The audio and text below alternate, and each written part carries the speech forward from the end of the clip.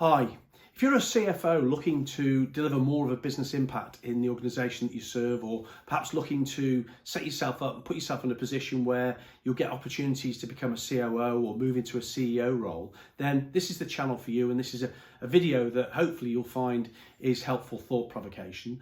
My name's Rob Evans.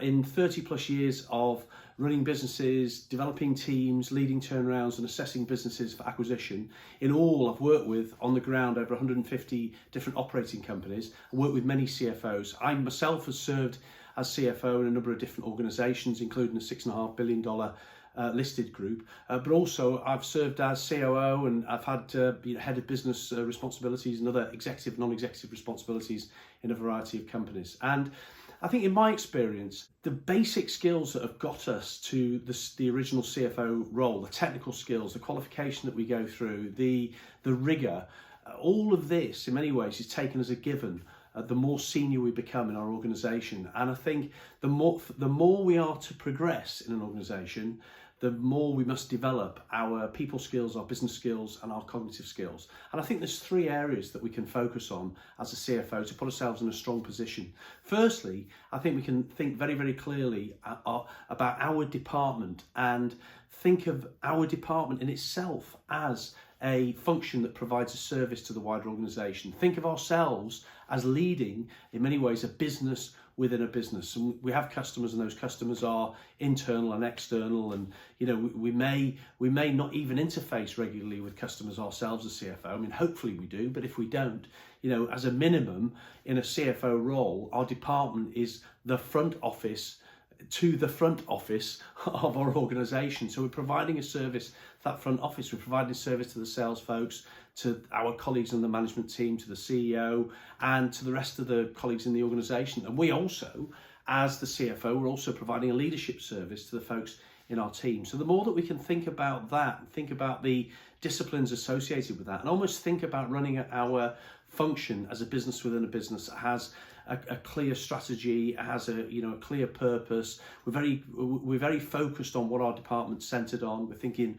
very, very clearly about the blend of our people in our organisation, the structures that we put in place to make our people successful, and the type of the soft dynamics. We focus very much on the hard wiring on the finance side, but this also focusing very closely on the soft side. And I think there's a vehicle that we can use to think about how we run our department, how we run our team, that I've evolved over the years, called PPMC Leadership. It stands for People, Principles, Mechanics and Culture. And I think the successful teams tend to cover those four bases really well. Not perfect across all those four bases, but they don't tend to fall down in any one of the four. So it's ensuring that we cover each of those, let's call it good enough. And I go into depth on this in a program that I run to help CFOs become more confident on the business leadership side. So if you're interested, then check out the link in the description. Also, if you're enjoying this, don't forget to subscribe to the channel and give the video a like. So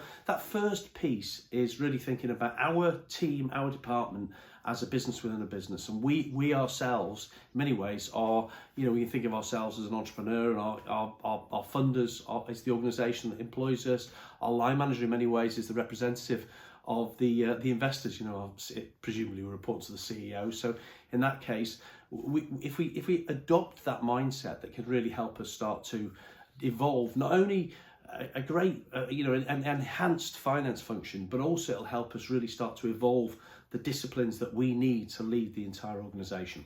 Secondly, it's to think very carefully about our personal development, and I think across that backdrop, there's four areas that we can focus on. I think there's four acumens that for all of us to be successful, regardless of what our role is, that we can think about really ensuring that we develop throughout the course of our career. And that's our technical acumen, it's our business acumen, it's our people acumen, and it's our cognitive acumen. And these four acumens, I think the importance of each of them evolves over time. So when we first are looking to get a role in an organisation, and it's our technical acumen that usually gets us in the door, but very quickly we need to develop a keen awareness and start to think very, very carefully about our own, self-management, how we think, how we operate, how we respond to situations. So we start to develop our cognitive acumen, and I think that can really evolve over time as we start to develop big picture skills. And I think big picture thinking is so important for us as a CFO. And then the third piece is that, over time we get a leadership opportunity, so we start to develop our people acumen. And of course, I think there's 4 key areas of people acumen. It's the leadership skills, it's the environment we create for our people, but it's also our ability to build relationships, our ability to communicate very effectively, but also our ability to sell, because even as a CFO, we're still selling ideas inside our organization, we're selling information. So I think those people acumen skills are really important. And then it's about business acumen. And of course, yes, our finance training often gives us great instruction and backdrop to how organizations are structured, how they're funded. Usually we've got a pretty good handle on strategic planning, and often we're involved in financial troubleshooting, but it's really the front end. The front end's probably the likeliest area where we're most exposed as a CFO, and it's the area that we most need to develop. And it's really being able to understand businesses with which we're previously unfamiliar, and really get to grips with what it is those businesses do. And I think when we analyse businesses, and this particularly comes from having analysed so many businesses for potential or actual acquisition,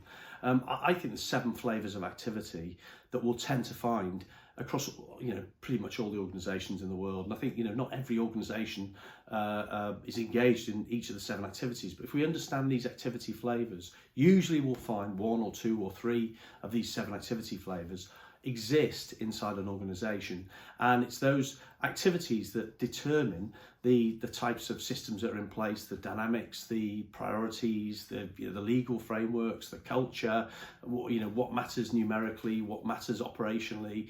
So I think if we understand these different flavours of business, then that can really help us. I think developing an understanding of businesses with which we've previously been unfamiliar is a really powerful skill, but also the ability to be able to stand back and look at the dynamics that's going on in not only the wider business, but also in particular in our industry and the different players and how they interplay. So I think business acumen is really important. So I think these 4 areas that I've talked about for personal development, and that's technical acumen, it's cognitive acumen, it's people acumen, and it's business acumen.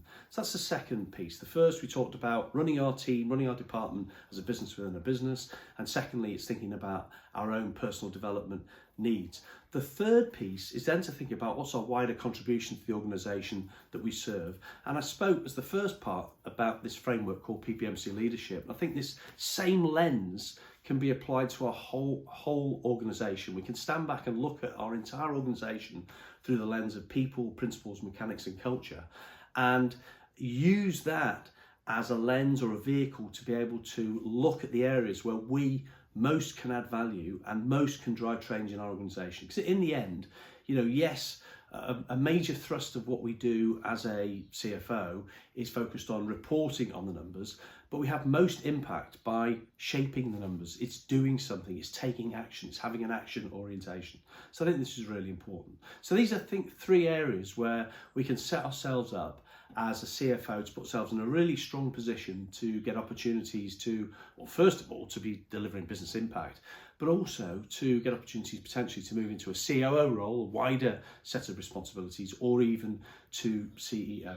I hope you found that helpful and of great value. Please give the video a like, please do subscribe to the channel. Also, I've developed a reflection workbook for chief finance officers. So if you're interested, there's a link in the description, download that there, and this covers the points that we've talked about. I'll see you in the next video.